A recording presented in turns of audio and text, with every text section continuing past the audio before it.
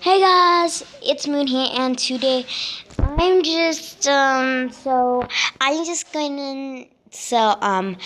I forgot to add something to the description to my new meme, and by the way, if it's really loud in this video, I'm so sorry. It's just that I'm in the downstairs area and I'm not in my bedroom upstairs. The downstairs is way louder.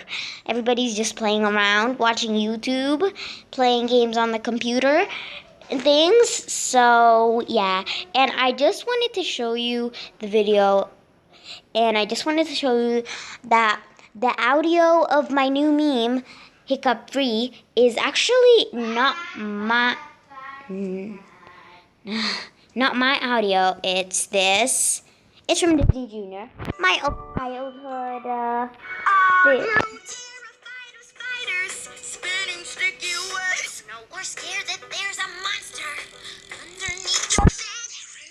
So episode is just all about Pip the Penguin having the hiccups, and they're trying to figure out what he's scared of, because if they scare him, his hiccups might go away. In the end of the episode, and in this song, he finds nothing that he's scared of. But in the end of the episode, he finds something that does scare him. And that something that does scare him is that his